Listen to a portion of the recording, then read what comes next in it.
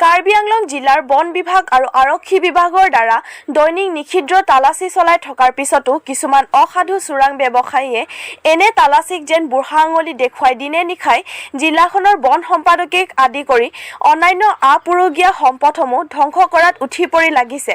তাকে পুনৰবাৰ প্ৰমাণিত কৰিলে বৰলাংফাৰত জব্দ হোৱা পঞ্জীয়নীহীন এখন গাড়ীসহ অবৈধ চোৰাং কাঠৰ ঘটনাই। প্ৰাপ্ত বাতৰি মতে বৰলাংফাৰ স্থিত পশ্চিম বন সংমণ্ডলৰ ranger Prabin Rongpi, beat officer Peter Tiss, central ৰেঞ্জৰ বন বিষয়া বাবু ৰংপি তথা খাংগাৰ বস্তিৰ বিট অফিচাৰ আৰু বনকৰ্মীসকলৰ সহযোগত এক গোপন সূত্ৰৰ পম খেদি বৰলাংফাৰৰ বাবু নালাত কোনো বৈধ নথিপত্ৰ নথকা এখন গাড়ী সহ বহু টকা মূল্যৰ কাঠ জব্দ কৰিবলৈ সক্ষম হয় যদিও ঘন জংঘলৰ সুবিধা লৈ বন মাফিয়াৰ দলটো পলাই যায়। এই সংক্ৰান্তত আৰু অধিক উচ্চ পৰ্যায়ত তদন্ত কৰাৰ হেতুকে মূল্যৱান কাঠসহ গাড়ীখন বৰ্তমান বৰলাংফাৰ ৰেঞ্জতেই ৰাখি থোৱা হৈছে বুলি সংশ্লিষ্ট বিষয়াই সাংবাদিকৰ আগত জানিবলৈ দিয়ে।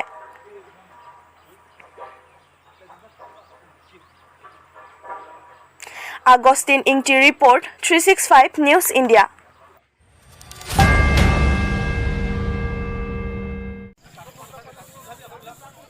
আম আদমি পাৰ্টি কাৰ্বি আংলং জিলা সমিতিৰ উদ্যোগত তথা সকলো দলীয় কৰ্মীৰ সহযোগত যোৱা 6 এপ্ৰিল তাৰিখে ডিফু চহৰত এক চাফাই অভিযানৰ কাৰ্যসূচী অনুষ্ঠিত কৰা হয়।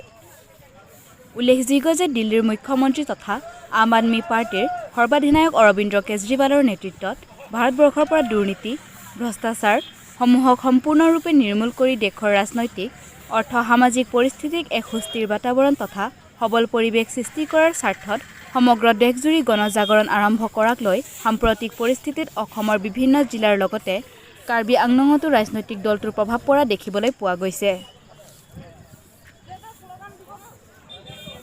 সেই হেতুকে আম আদমি পাৰ্টিৰ কেন্দ্ৰীয় আৰু ৰাজ্যিক পৰ্যায়ৰ শীৰ্ষ নেতৃত্বসকলৰ উপস্থিতিত বিগত 2019 চনত কাৰ্বি আংলং জিলাত বৰ্তমানৰ সভাপতি মিণ্টু পাটৰ আৰু কাৰ্তিক বেগ সাধাৰণ সম্পাদক হিচাপে লৈ এখন সবল সমিতি গঠন কৰা হৈছে।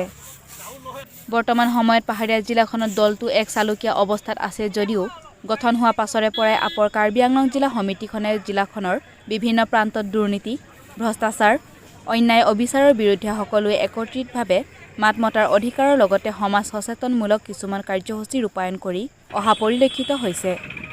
সেই মৰ্মে যোৱাকালি কাৰ্বি আংলং জিলাৰ সদৰ চহৰস্থিত ঐতিহাসিক ডিফু ক্লাব প্ৰাংগণৰ পৰা আৰম্ভ কৰি ডিফু চহৰৰ মাজেৰে মাটিপুঙৰ আৰ্বৰেটাম এণ্ড ক্ৰাফ্ট চেণ্টাৰলৈকে চাফাই অভিযানৰ এক কাৰ্যসূচী সফলতাৰে সম্পন্ন কৰে।